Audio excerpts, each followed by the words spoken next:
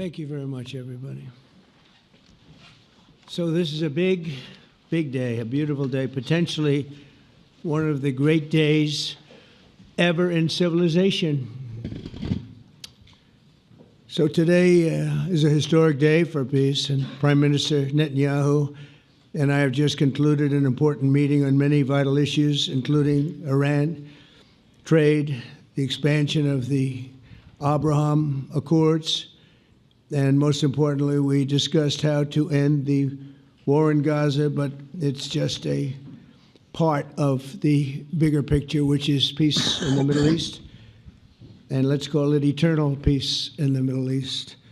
I want to thank the leaders of many Arab and Muslim nations for their tremendous support in developing the proposal, along with many of our allies in Europe. Europe has been very much involved, and as I was called by many of the European leaders, most of them saying, is this true? Are you really doing peace in the Middle East? This is the most incredible thing we've heard. Some think it's the biggest thing they've ever heard. I also want to thank Prime Minister Netanyahu for agreeing to the plan and for trusting that if we work together, we can bring an end to the death and destruction that we've seen for so many years, decades, even centuries, and begin a new chapter of security, peace, and prosperity for the entire region.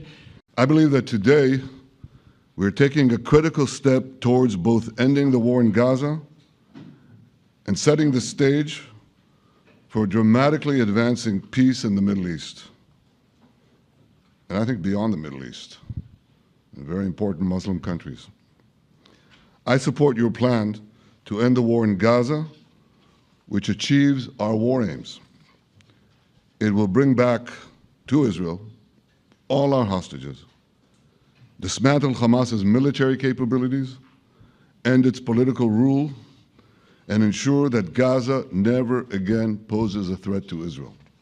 To ensure the success of this effort, my plan calls for the creation of a new international oversight body, the Board of Peace, we call it, the Board of Peace, sort of a beautiful name, the Board of Peace, which will be headed, not at my request, believe me, I'm very busy, but we have to make sure this works.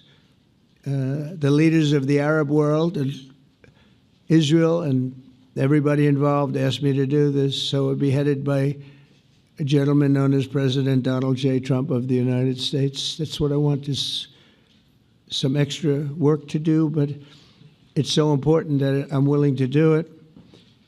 Your plan is consistent with the 5 principles my government set for the end of the war and the day after Hamas. Everybody asks, what is your plan for the day after Hamas? Here's our plan. Passed it in the cabinet.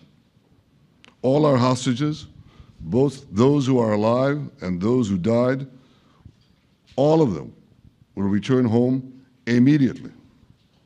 Hamas will be disarmed. Gaza will be demilitarized. Israel will retain security responsibility, including a security perimeter for the foreseeable future. And lastly, Gaza will have a peaceful civilian administration that is run neither by Hamas nor by the Palestinian Authority.